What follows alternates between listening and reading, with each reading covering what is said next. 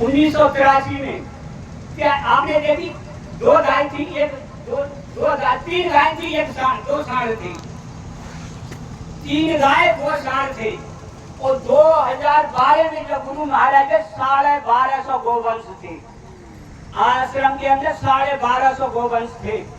एक गाय 15-15, 20-20 लीटर दूध देने वाली आश्रम के अंदर।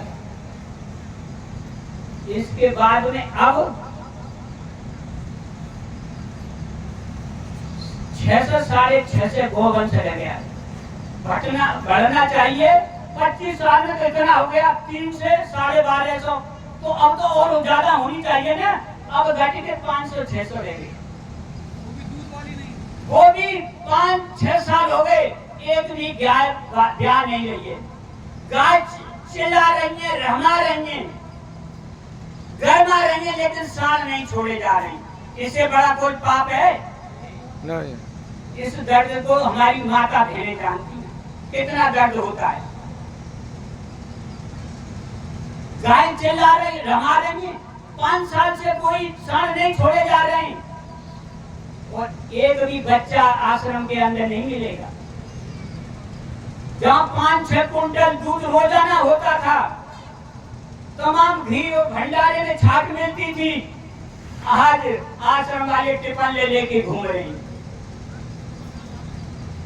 एक दिन मैं भाई साहब ने ग्वालियर से ही आया, कुछ सेवा दी थी, मुन्नू को देना था।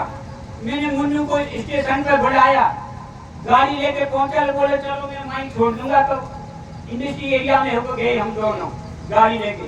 जब ही वो नंदी साला अलग रख रखी है सालों की, बिल्कुल मरने लायक ले रहे। 8:30 बजे तो अंधेरा हो गया था। जैसे ही हम गेट के पास पहुंचे, जब ही गेट खोला, बताओ रात में जानवर घर आते हैं तो घर से बाहर जाते हैं। रात में 8 बजे सर्दी के टाइम में गेट खोल के सांडों को बाहर निकाल। कुछ तो बाहर रहेंगे, उस कड़ाके की ठंड पड़ रही, कुछ आ जाएंगे घूमते, कुछ रह जाएंगे। ऐसे एक एक करके सब सांड बेचारे, और रहेंगे वो भी मरने लायक हो रहे हैं, कुछ थोड़े बहुत रहेंगे।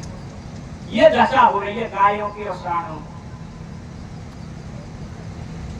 आश्रम में सब दारू पीने वाले हैं। वो तो भाई साहब सब जाके देख के आए, फोटो लेके आए। वो दशा हो रही है कि वहां कोई सत्संगी है नहीं, सब किराएदार हैं, गैर सत्संगी है। सब जो जुम्मेदार बना रखे वो सब गैर सत्संगी है, गुरु महाराज को मानने वाले नहीं है। एक बंसल है, वो इंचार्ज बना रखा है, वो अपने अलग देवता ने, ठाकुर जी का ने, बागे भाई अलग अपने कमरे में मूर्ति रखता है। गुरु महाराज का तो आश्रम के अंदर बाबा जय गुरुदेव का फोटो न लगा के दूसरे देवताओं की फोटो पूजा हो रही। ये दशा आश्रम में हो रही। स्कूल को गुरु महाराज ने जय गुरुदेव बाल बालक विद्यालय खुलवाया था। पूरे उत्तर प्रदेश के शिक्षा निदेशक आए और पूरे कमिश्नरी की, आगरा कमिश्नरी की मीटिंग ली। जितने जिला शिक्षा अधिकारी और वो सब बीएसए वगैरह सब आए उसमें। उसने गुरु महाराज से कहा, तो गुरु महाराज कि इसको मैं एडेड कर दूं स्कूल को आपके को। गुरु महाराज ने कहा नहीं, अगर एडेड आप कर दोगे तो ये गवर्नमेंट की जगह हो जाएगी। अगर सरकारी स्कूल हो गया तो एडेड तो ये सरकारी जमीन हो जाएगी। मैं ये जमीन सरकारी नहीं होने दूंगा। सब मना कर दिया। इसमें एक नया पैसा गवर्नमेंट का नहीं लगेगा। अगर ये गवर्नमेंट का इन बच्चों में पैसा लगेगा तो गवर्नमेंट बच्चे पढ़ नहीं पाएंगे। ये शुद्ध आश्रम के पैसे से पढ़ेंगे। और वो लोग वो दशा कर रहे हैं कि वो जमीन को अपने नाम पर रजिस्ट्री करा रहे हैं। वो तो गुरु महाराज की दया थी, ऑब्जेक्शन हो गया, स्टे लग गया उसको। मंदिर की दशा खराब। गुरु महाराज ने कहा बच्चा, ये जीता जाता देवता से मंदिर में बैठा है, इसके गुम्बद से कोई पक्षी भी उड़ के निकल जाएगा, उसको भी मनुष्य जन्म मिल जाएगा। जय गुरुदेव। और जो मेरे गुरु महाराज को भुलाएंगे वो भारी मुसीबत में पड़ जाएंगे। तो कुछ तो खुद आ नहीं रहे और प्रेमियों को भी नहीं आने दे रहे। ये हो रहा है। गुरु महाराज ने मंच से कहा, अरे बच्चा, रोड की उधर मैं रहूंगा, उस तरफ रोड की इधर मेरे गुरु महाराज रहेंगे, वो मुझे देखते रहेंगे, मैं उन्हें देखता रहूंगा। खबरदार इधर मेरा बाल भी मत रखना। लेकिन तुम बाल की बात करें, हम तो पूरे शरीर ही रख देंगे। वही हुआ ना, ये कारण था जो गुरु महाराज ने वहां अपना जो ईंटें भी रखवाई और कहा इन सब कई तो बीच में मनु भाई तिवारी वगैरह, तिवारी से ईंट रखवाई, पीपल चौकट के पेड़ के नीचे, पीपल के पास में। अगर मेरा कुछ होता है तो अंतिम संस्कार भी नहीं करना और मेरी चिन्ह भी नहीं बनाना। क्यों? अगर वो आदेश का पालन हो जाता तो आज मुकदमा नहीं चलते, वो मां समाधि स्थल बन जाता तो किसी की हिम्मत नहीं ना कोई आज ये हमको मुकदमा लड़ने पड़े, ये मुकदमा नहीं।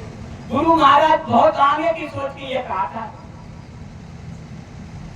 तो उस जगह पे क्यों, उस जगह को क्यों चुना? इसीलिए कि ये लड़ा झगड़ा सब खत्म हो जाएगा। लेकिन समझ नहीं पाई, जो गुरु महाराज ने कहा उसका उल्टा ही किया। तो प्रेमियों, कृष्णानगर की स्थिति तो आपको देख ही रहे, वहां कोई अपना सत्संगी भाई है ही नहीं, गैर सत्संगी बैठा रखे ठेकेदार।